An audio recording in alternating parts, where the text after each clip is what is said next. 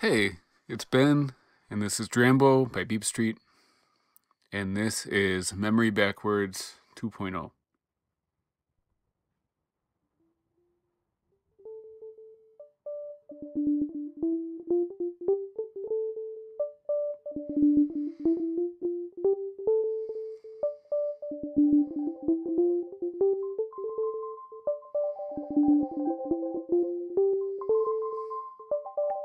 Memory Backwards is a granular looper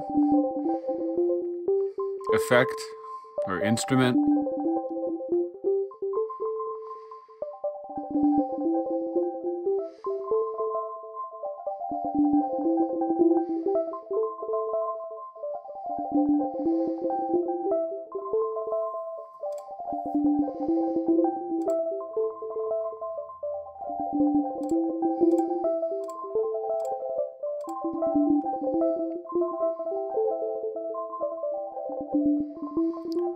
And it offers you all sorts of control over how different layers and different delay lines are recorded and read back.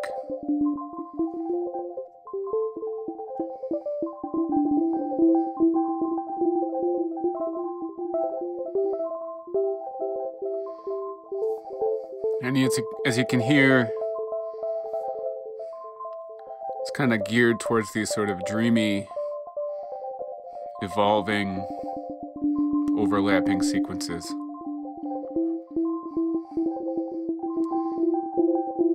I have a lot of fun just getting lost, recording a few notes onto different layers and changing parameters.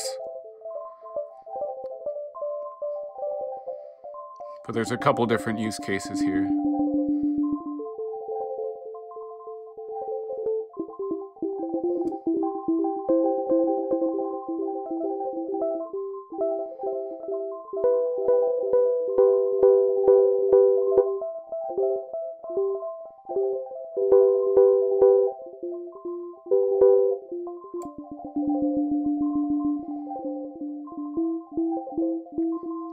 So I'm going to go through kind of the different controls, talk about a couple different ways that you can play with memory backwards, and I hope you enjoy.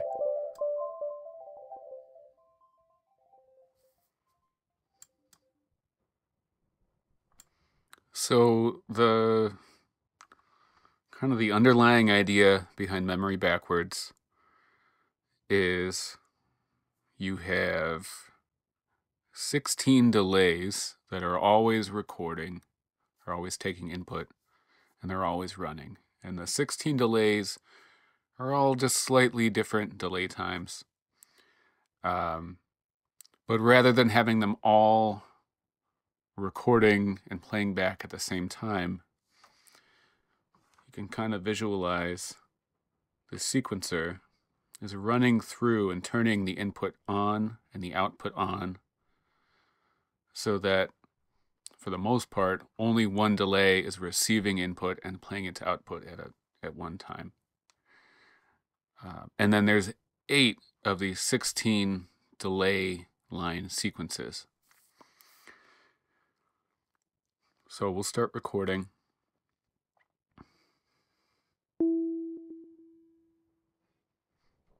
I'm recording into memory 1,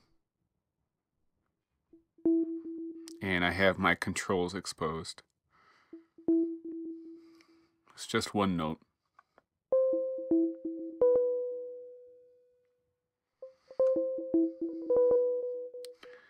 And while it's still relatively unpopulated with sound, I'm going to change the playback speed of the sequence through which the delays are being turned on and off, both the recording and the output.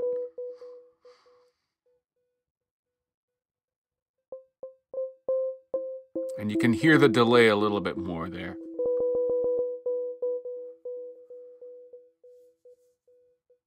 So depending on how fast you're recording in or slow, more of a sound is going to be input into one delay versus being spread across different delay lines.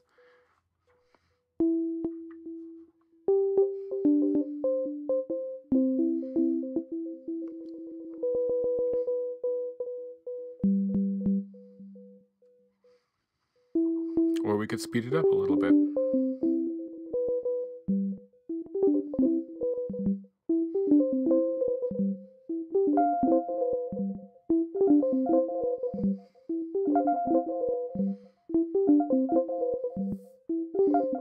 We could slow it back down.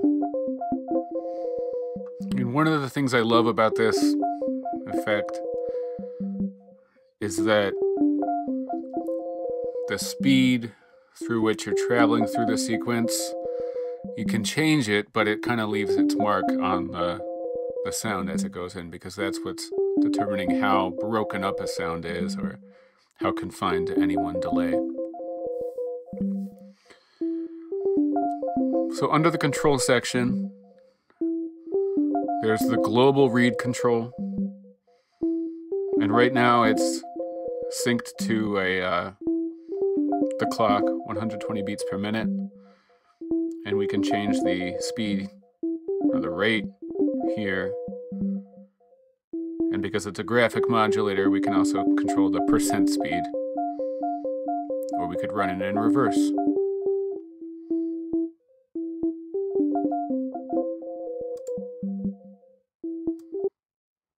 If you ever need to clear your sequence, go to Trim, and you can clear individual layers or memories, 1, 2, 3, 4, 5, 6, 7, 8, or global.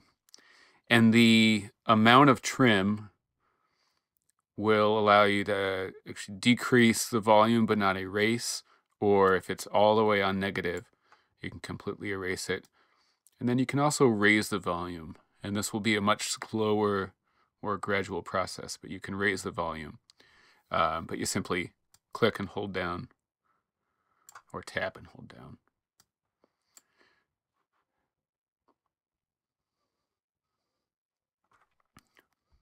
I'll put some more sounds in.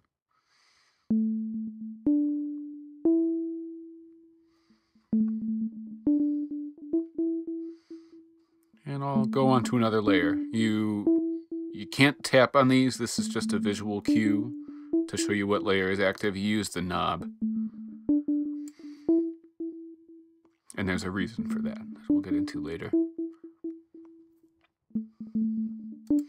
Now, if you go to read individual or R individual, you do have individual control over any one layer's read and write speed or pattern. You'll see 2 is set to the global. So I'm going to turn it to individual, and this is now independent of the main pattern.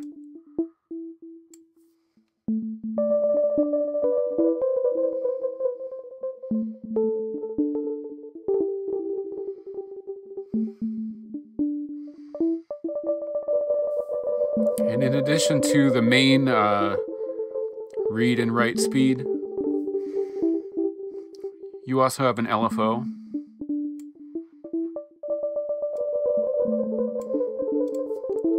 Which, if you open up the visualizer, you can see always where your read and write location is in the delay sequence, if these are delays 1 through 16.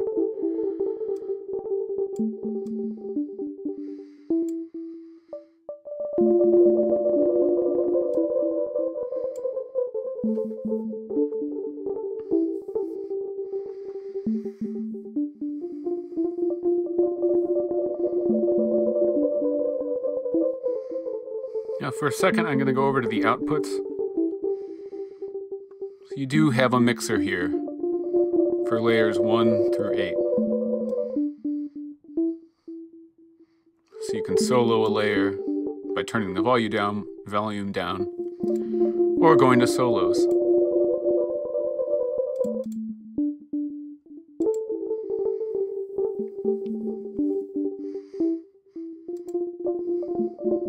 And when you're on the volume tab, you can mute layers as well.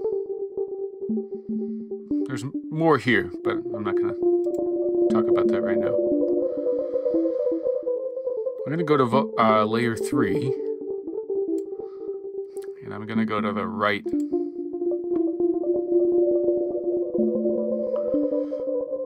So the default is to have the read and the write speed coupled together. They're always at the same location. We can unsync our write location. If we change it to alt, it's now going to follow this graphic LFO, graphic modulator.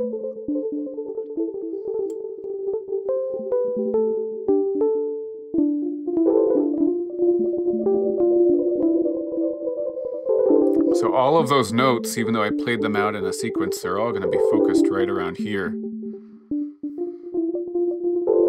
And they kind of come through as this wave.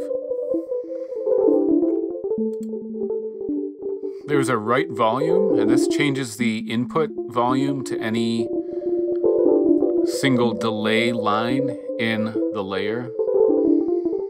So each layer has an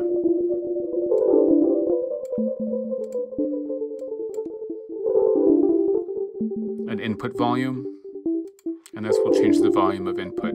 So this would allow you to, as you go through a sequence, have most of the delays muted. We're going to uncouple.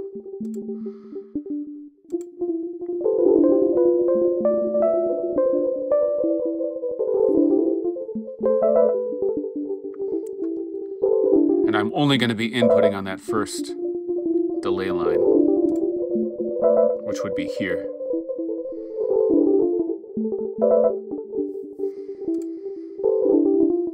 I'm going to go over to the decay, and I'm going to turn up the decay on layer 3.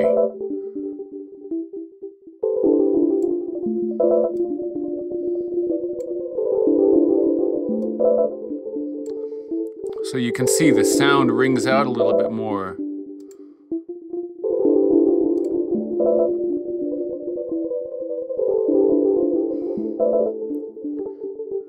As we leave that portion of the sequence.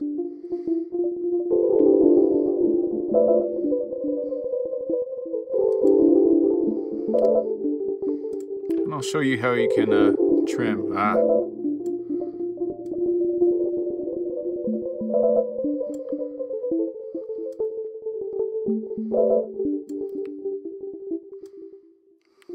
So you're going to hear the volume going down as I hold down.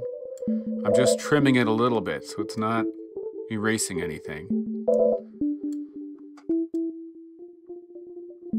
And you can get some interesting degrading effects if you just trim slightly the volume for a little bit of one layer and then bring it back.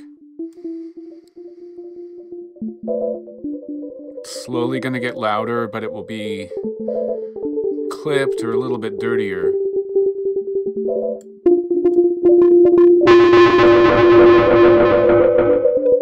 Of course, you do want to be careful.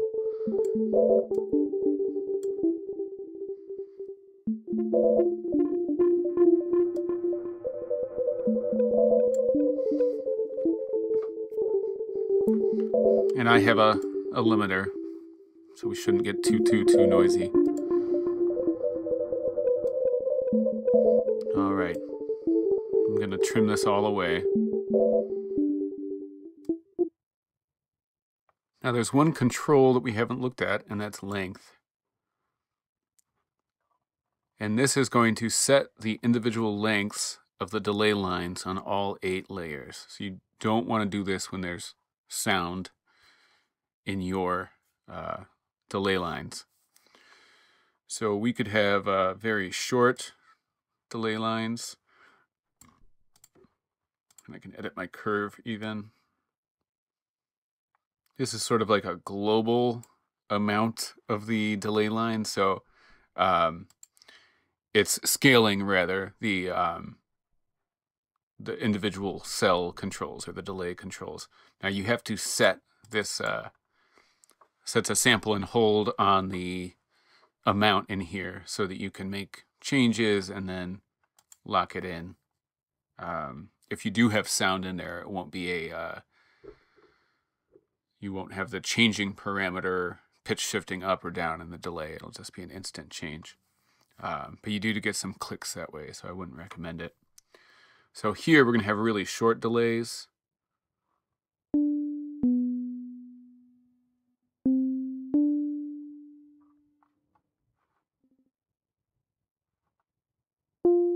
Oh, and I think we are only writing into the first delay, so this should be fixed. So you can see how now these delays are much shorter.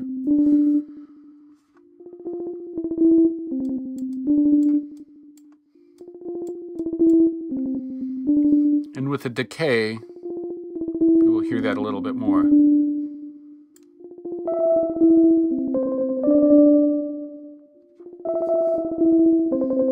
So this is very like comb filtery kind of.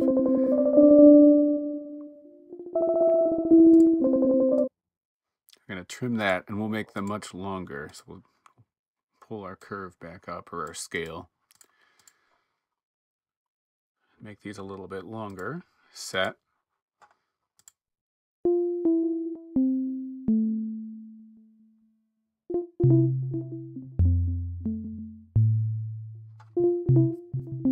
So much longer delay times. It's a little bit less busy.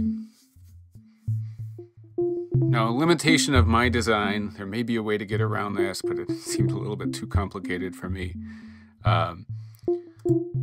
The decay lengths of each under length, it's the same for every layer. So you can't have one layer that has really short delay times and one layer that has really long delay times. They're always synced. But there are some ways to have different parts of your delay playing, or different parts of your read and write sequence playing at different times on different layers, where you would have long delays playing over short delays.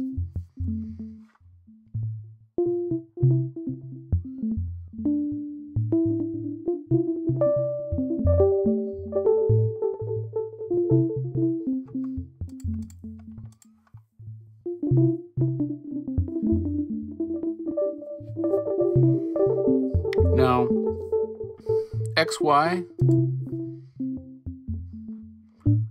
this overrides the read and write location, and it lets you scrub through the read and write location.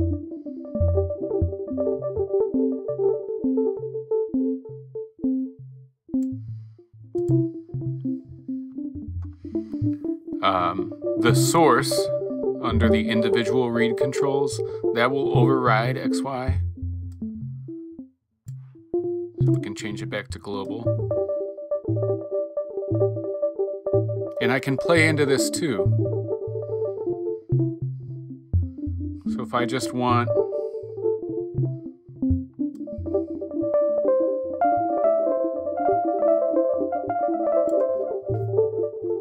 a little pocket of sound and I want to put it at one location in the sequence, or one step of the sequence, I can do that.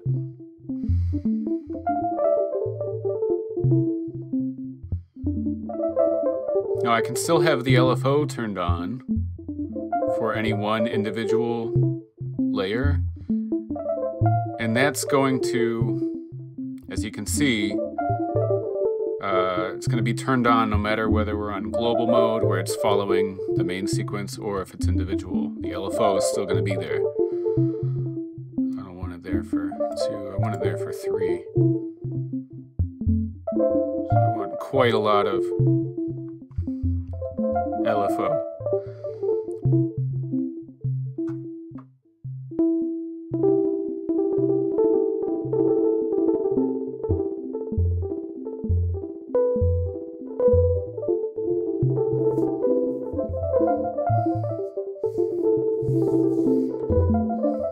And so far I've been playing a lot with individual patterns and that kind of thing, but one thing I absolutely love is just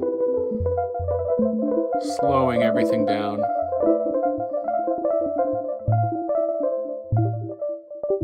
Or even putting it at backward speed, playing in a couple notes. I haven't touched my sound source.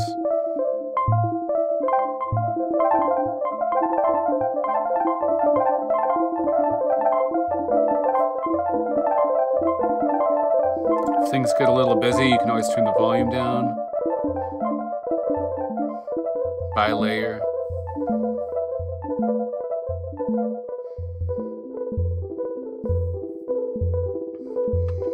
haven't talked about the sends A and B and C. So there's actually a sum output, and that's just outputting all of the sound into one area. But then there's an output A, as well as an output B and an output C. So I'm going to set up a mixer here. We'll take A. Everything is being sent to A right now. But what this allows you to do is send some of the layers out to different outputs and run them through effects and process them. So why don't we send one of the layers through a reverb. So I'm going to send layer 3 through a reverb. You won't hear anything yet, but I'm going to turn it up.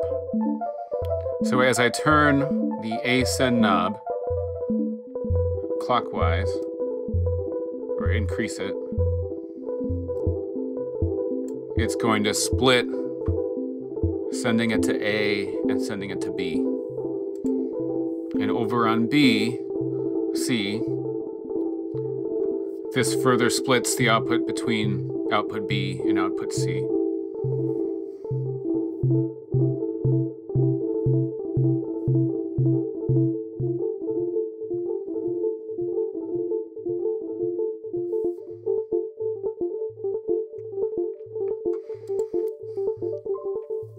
Now reset.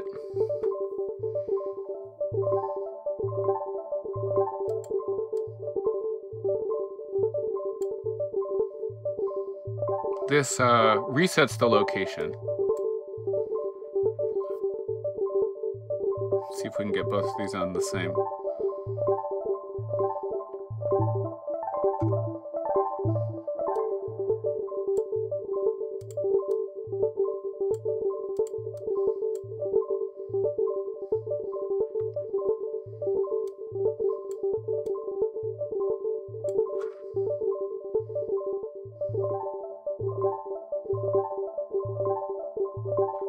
I've honestly forgotten what reset does. I made this so long ago.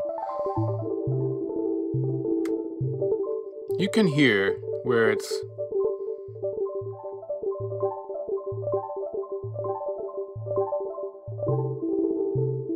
moving the location. And now you can see it. So it's just a little offset for some reason, because it's moving backwards. So it's moving backwards from 1. There it is. So these are like different zones, and it will reset all of the read and write positions to the 1, 2, 3, and 4 locations. It's like the start, quarter of the way, half of the way, third of the way. And if you turn on next bar, it will wait until the next bar of the sequencer running, the global sequencer, to enact that reset. Freeze.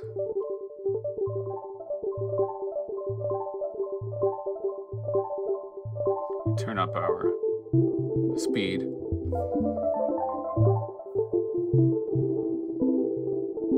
Freezes the location wherever you press it.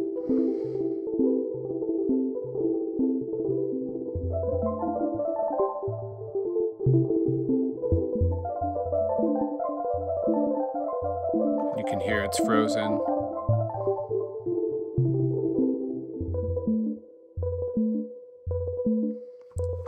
And you can indicate which layers you want to follow the freeze button by turning them on. So 2 and 3 are not frozen. They are frozen. 1 is not frozen. 2 and 3 are. So this is more of like a performance section. It's to either realign your sequences if they get out of whack, or to freeze or jump to a certain location. And the XY is largely a performance section as well.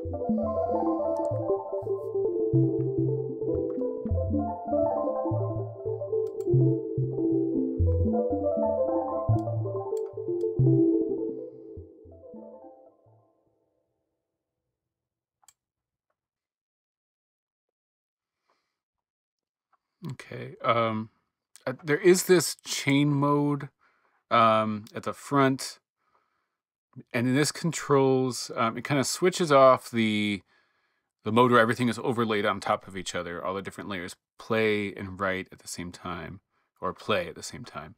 And it overrides that, and it controls which layers are being read or having their output passed on. And there's 3 different chains, chain 1, 2, and 3. And you can turn read 1 or read 2 or read 3 on, and it's going to alter which layer is playing. And then if you turn write on, you can indicate which chain pattern you want to control the layers. And you can see that the target memory, that's what you're recording into, is changing based on the control value that's sent out. And then you can exclude any layer from being controlled by this, and it will just play and record as it normally does. So you can hear what that sounds like. I'm going to turn on read. Well, I'll record in and then I'll turn on the read. How about that? So chain mode is not activated right now. And I'm actually just going to play the sum sound because it's simpler.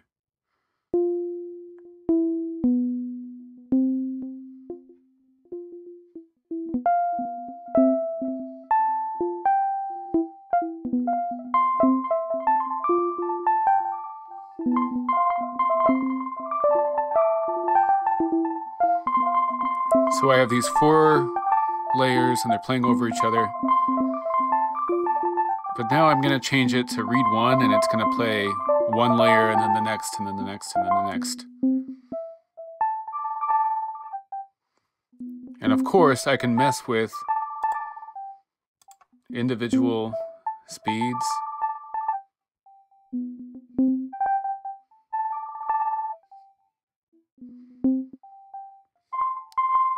And if I wanted to play with how I'm recording into the different layers, I would turn write on, and I would indicate which chain I want to use.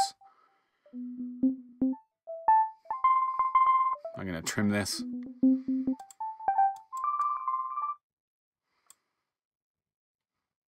Okay. So this is kind of experimental. It's a little bit, I have to really think about how I'm using it and what it's doing. But there are some use cases. You can kind of extend how many individual delays you get if you make everything run faster. Like 4 layers each run faster. Kind of like you have like smaller little pockets to put stuff into. Or that would be one way you can use it. So the only other, I haven't really talked about what's here. Under target, that controls which layer you're recording into, and again you have to use the knob to select it. If you click in the target memory, it will visually change it, but it's not actually going to change where it's recording into. Arm just means it's not recording, so I can play, find my key or whatever, but it's not recording into any of the layers.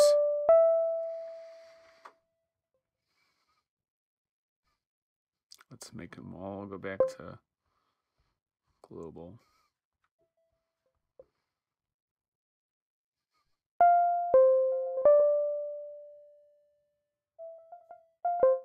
Chain mode was on, that's why we didn't hear everything.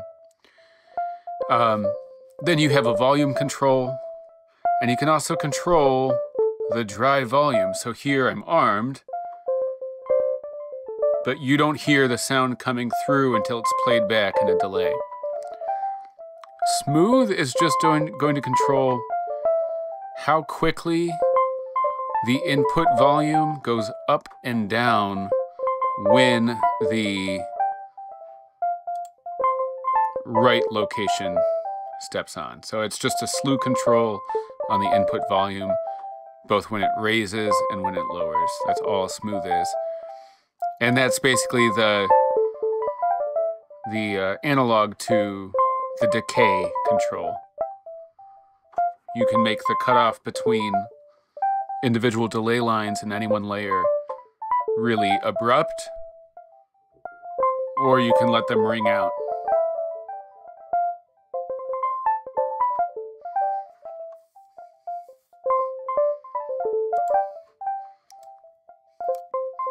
So that's the gist of it.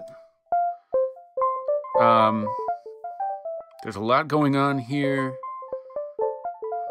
This is not a precision looper. It's really more, it's meant for exploration and can kind of let, it's almost generative in a way because you can't really predict how all of the delays and the write and playback speed are going to sound together.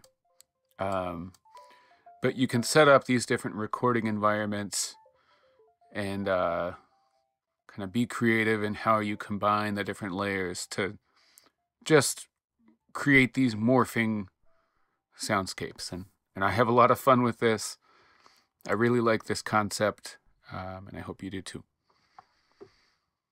You can download this on patch storage. It is a rack, so when you open the file after you've downloaded it, Drambo will prompt you to save it in the rack folder, save it wherever you want, and then open up your module library, find the rack presets, and you will be able to open it from wherever you've saved it.